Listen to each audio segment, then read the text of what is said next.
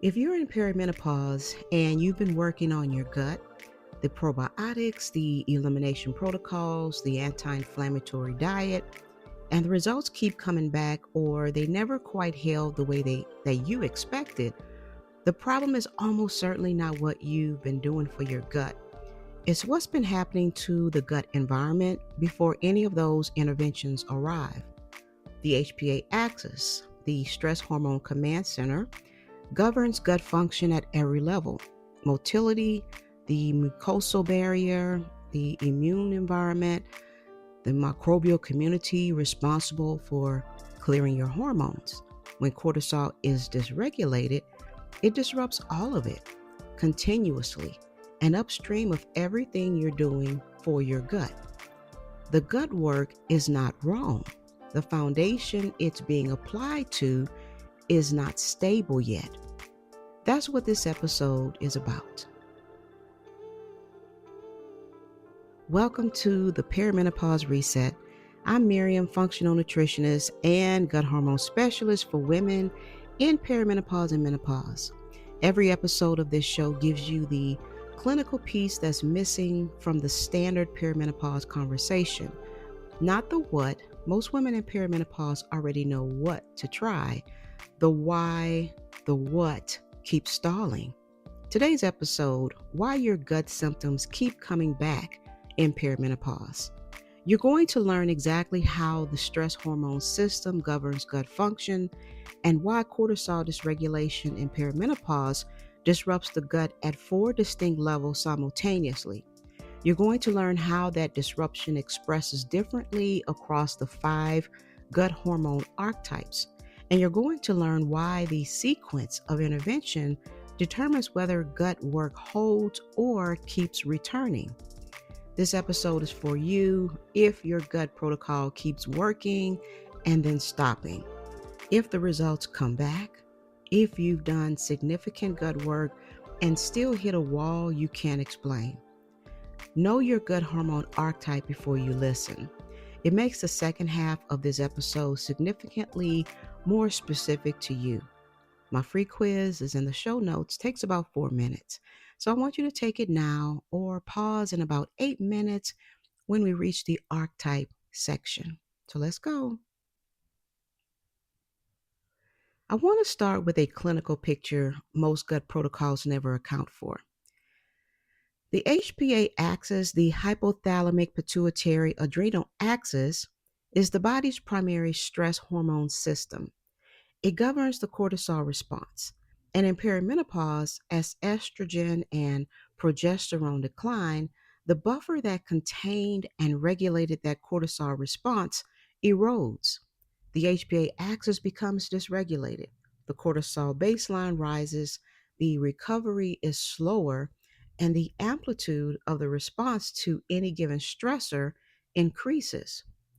Most women understand this at the level of stress. What most gut protocols never address is what a dysregulated HPA axis does to the gut at 4 distinct levels, simultaneously, continuously. Level 1: gut motility.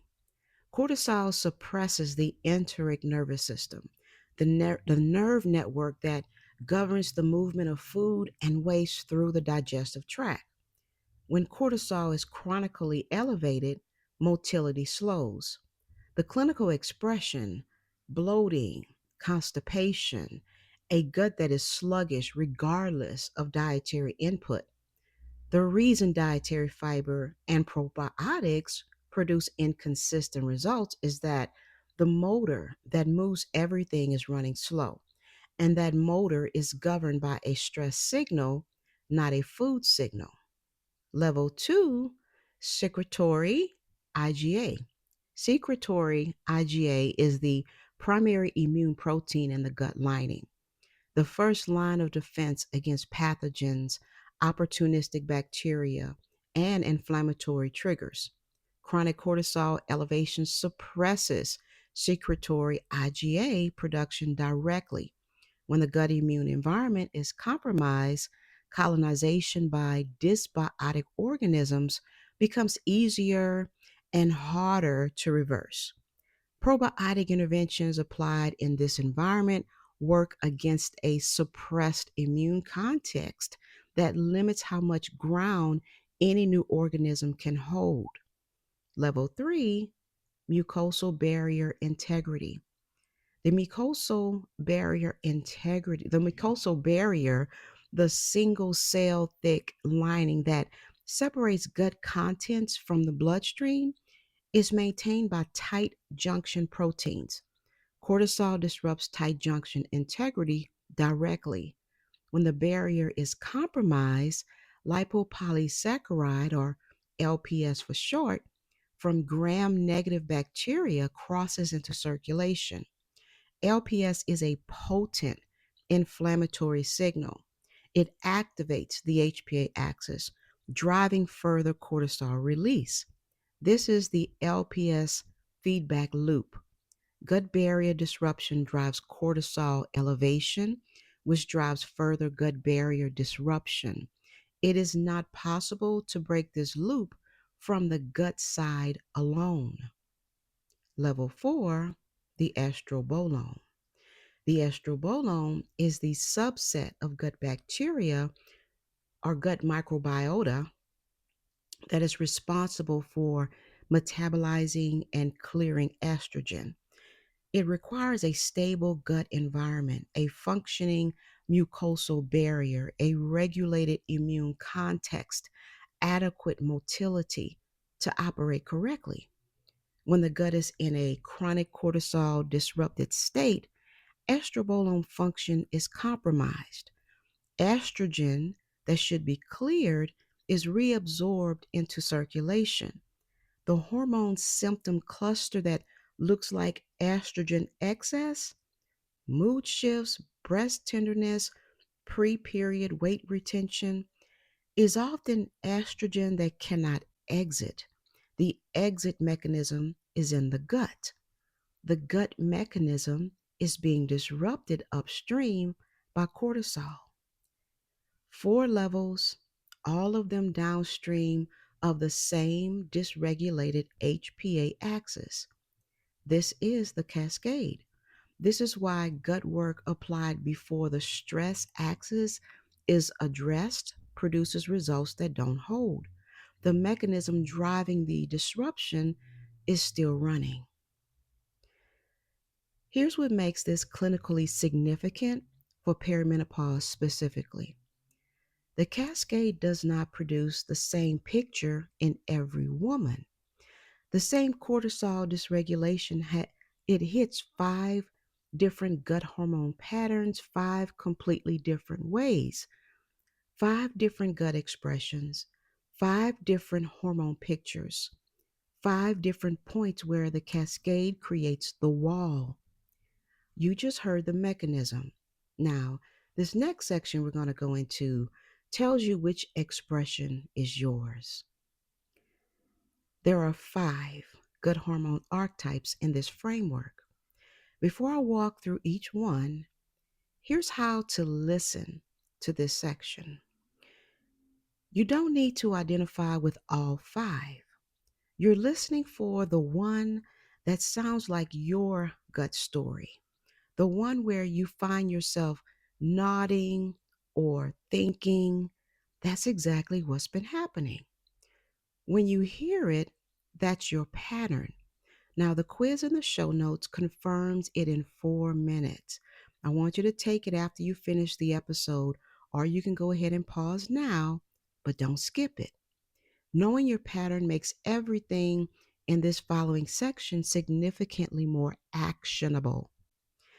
Keep that frame as we go in. All right, archetype 1, cortisol wired. This is the most direct expression of the cascade. Chronic sympathetic dominance, the HPA axis running in a sustained high output state, suppresses motility, depletes secretory IgA, and degrades mucosal barrier integrity simultaneously. The gut symptoms in a cortisol wired woman are cortisol symptoms wearing gut clothes, bloating that tracks with stress rather than food, constipation that clears when the nervous system settles and returns when it activates. The gut interventions keep reaching a wall because the cortisol driver keeps rebuilding the disruption. This pattern requires the nervous system axis to be stabilized before the gut environment can hold any rebuild. Archetype 2, thyroid slowed. The connection between thyroid function and gut health is one of the most under addressed in standard functional protocols. Gut dysbiosis impairs T4 to T3 conversion, specifically the deiodinase enzyme activity in gut cells that converts thyroid hormone into its active form. When the gut environment is chronically cortisol disrupted, the conversion pathway becomes unreliable. A thyroid slowed woman can have adequate T4 production and suppressed active T3 simply because the gut environment cortisol has created cannot support the conversion. Normal thyroid labs, thyroid slowed symptoms, the wall is in the gut. The gut wall is in the cortisol. Archetype 3, the insulin inflamed. Cortisol driven gut inflammation via the LPS activation and compromised barrier function contributes directly to insulin receptor desensitization. The inflammatory signaling from a dysbiotic, barrier compromised gut creates a metabolic environment in which cells become less responsive to insulin independent of dietary input. This is the mechanism behind the midsection weight that doesn't respond to clean eating in a perimenopause context. The dietary intervention is working against a cortisol driven inflammatory signal it cannot reach. The gut metabolic loop requires the cortisol driver to be addressed before the dietary layer can produce what it's capable of. Archetype 4, estrogen stuck. This is the estrobolome story. Compromised gut barrier integrity, driven by cortisol disruption, is the upstream driver of estrobolome dysfunction in this pattern. When the mucosal barrier is degraded and secretory IgA is depleted, the microbial community that metabolizes estrogen cannot maintain the composition it requires to function correctly.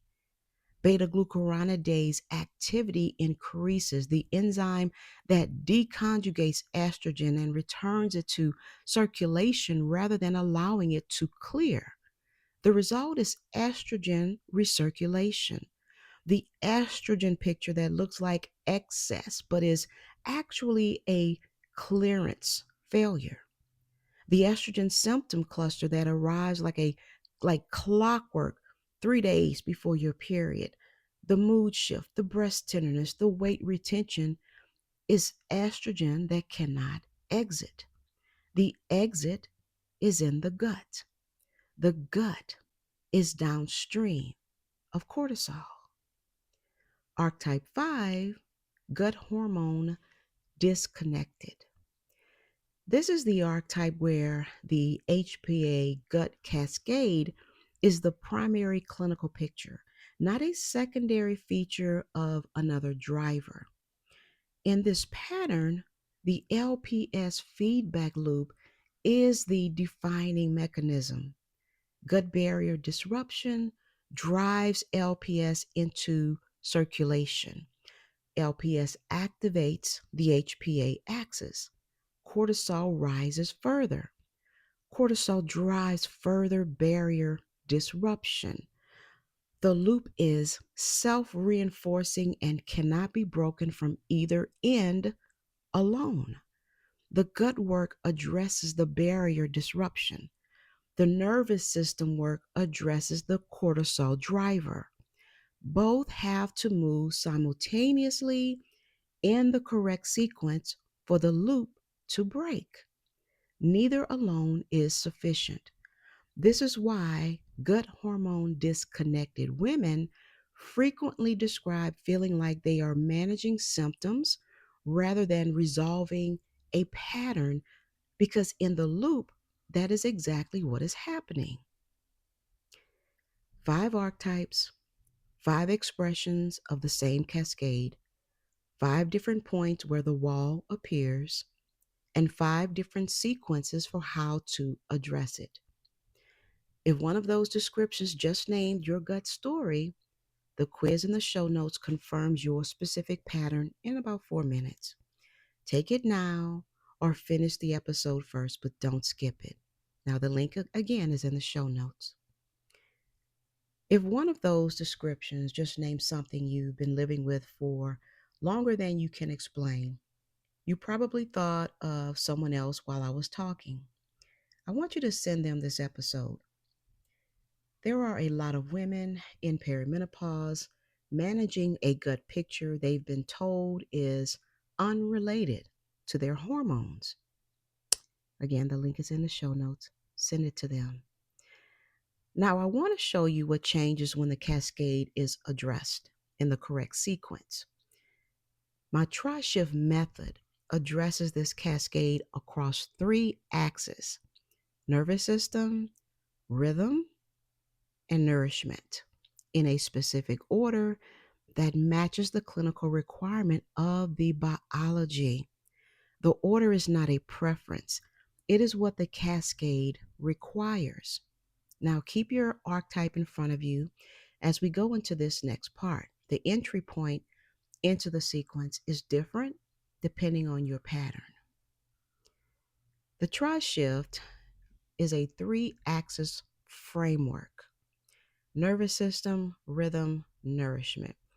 Each axis addresses a specific layer of the HPA gut cascade in an order that the biology requires. Axis 1 is the nervous system. The first axis addresses the cortisol driver directly, the dysregulated HPA axis that is running the cascade at every level downstream. This is the axis that has to move before gut work can hold. Now, here is the reason why.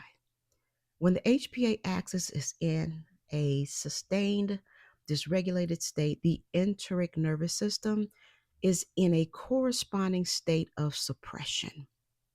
Motility is slow, secretory IgA is depleted, the mucosal barrier is compromised, the estrobolome is operating in an unstable environment. Every gut intervention applied before the nervous system axis is addressed is being applied to a gut that cortisol is continuously disrupting. The intervention is correct. The environment it's entering is working against it. For a cortisol wired woman, the nervous system axis is the non negotiable first step.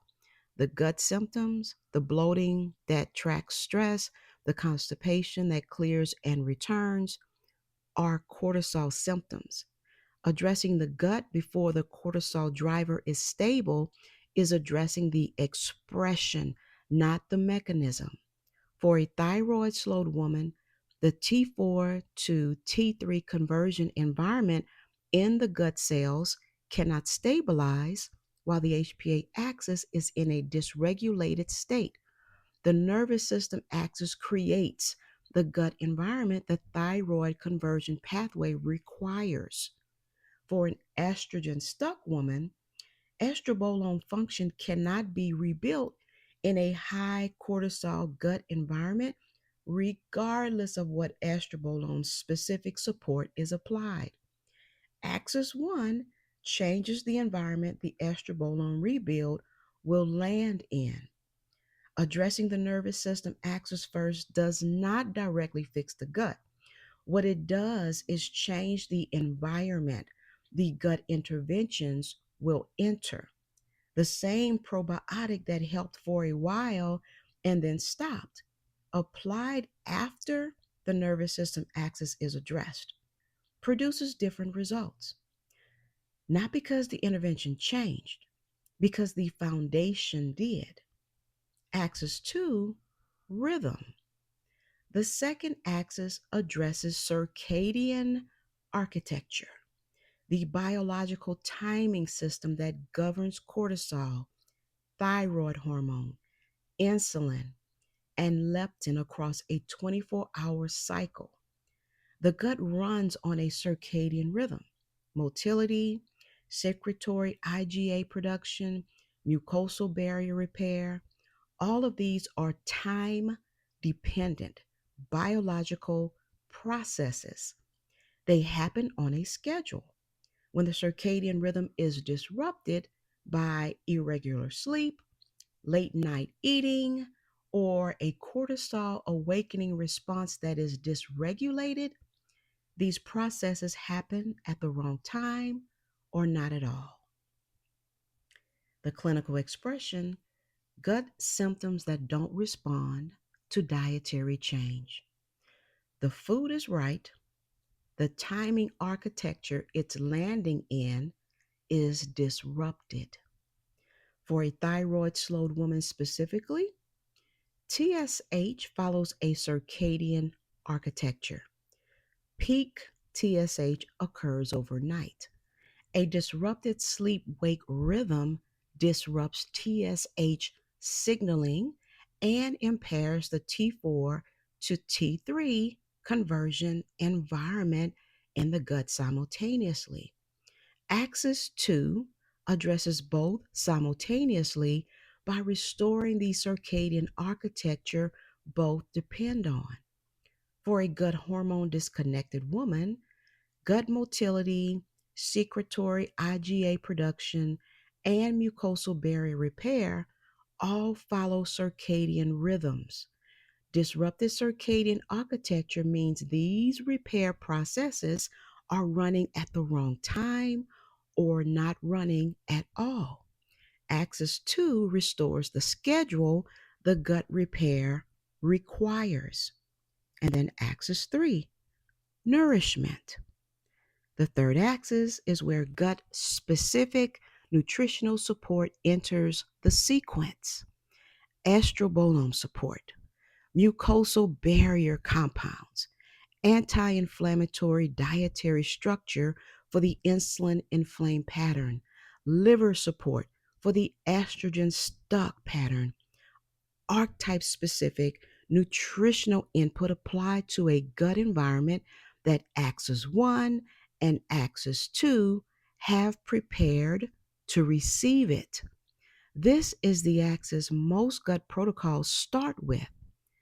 Applied here after the nervous system axis has addressed the cortisol driver, after the rhythm axis has restored the timing architecture, this work produces results that hold. These specific protocols, what you work on in each axis, in what order for your specific archetype, are inside of my program. What I want you to take from this section is the clinical reason the order is not optional. The cascade runs from the top. The rebuild runs from the top.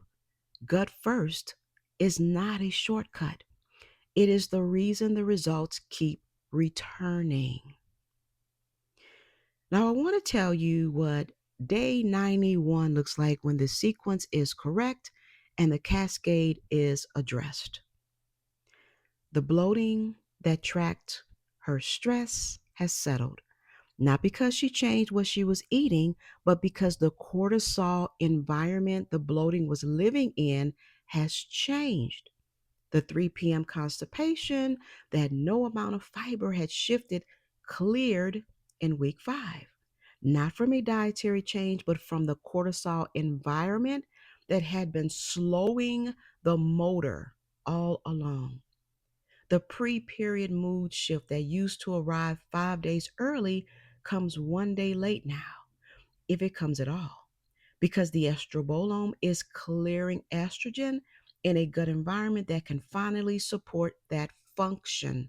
The midsection is responding not to a dietary intervention she had not tried, but to the same dietary structure applied after the inflammatory cortisol signal was addressed upstream. Now, she still lives with perimenopause, but she has a protocol built for the specific cascade her pattern runs. And the results are holding because the sequence was correct. This is what the correct order produces. If this show has named something you've been living with, a 30-second review on Apple Podcasts helps more women find it. That is the fastest way to grow what we're building here. It takes less time than the quiz, honestly. And it reaches someone who needed this episode and has not found it yet. You just heard 5 different expressions of the same cascade. The principle is why all 5 require the same starting point and why, without it, the results keep returning. The reason most women do not see sustained results from gut hormone interventions is not that the interventions are wrong. It is that they are applied in the wrong order to a system that is not yet prepared to receive them. The HPA-gut cascade runs from the top down. Cortisol dysregulation drives gut disruption. Gut disruption drives hormone disruption. Treating the gut before the cortisol driver is stable is treating the downstream expression of an upstream mechanism. The work is real. It lands in an environment that keeps undoing it. The sequence that matches the clinical requirement of the biology, nervous system first, rhythm second, nourishment third, is not a philosophy. It is the order the cascade requires the rebuild to run in. Applied in the wrong order, partial results, temporary holds, walls that keep reappearing. Applied in the correct order, the same interventions produce what they are capable of producing, because for the first time, the environment they are entering is stable enough to hold the work. That is the try shift. That is the sequence. That is what changes when the order is correct. That's the perimenopause reset. 5 things before you go. Number 1, the gut hormone archetype quiz is in the show notes. It is free, takes about 4 minutes. It identifies your specific pattern, the driver, the cascade expression, and the correct entry point into the tri-shift sequence. Everything in this episode becomes more precise once you have that result in your hands. Number 2, the tri-shift protocol is the full clinical framework applied to your specific archetype. What to address in each axis, in what order, and why the order is not optional for your pattern. That is the resource that takes today's episode from mechanism to protocol. The link is in the show notes. Number 3, if you're ready to build the full sequence with me, the Done With You protocol build is a cohort-based program where we build your archetype-specific tri-shift protocol together over 8 weeks. Cohort 2 opens on June 29th. There are 10 spots. The waitlist link is in the show notes. Number 4, if this show is useful to you, I want you to follow the Perimenopause Reset wherever you listen. 1 tap means new episodes find you automatically, and this work keeps reaching the women who need it. And number 5, I'm on YouTube at Gutty Nutritionist, where we do Wind Down Wednesday, and we go deeper on the clinical mechanisms this podcast introduces. If this episode was your first, YouTube is where to go next. And if today names something you've been living with, the gut work that keeps stalling, the results that keep returning, send this episode to someone. There are a lot of women in perimenopause managing this without a name for it yet. You can change that for one person today. I'll be back next week. Until then, do good work.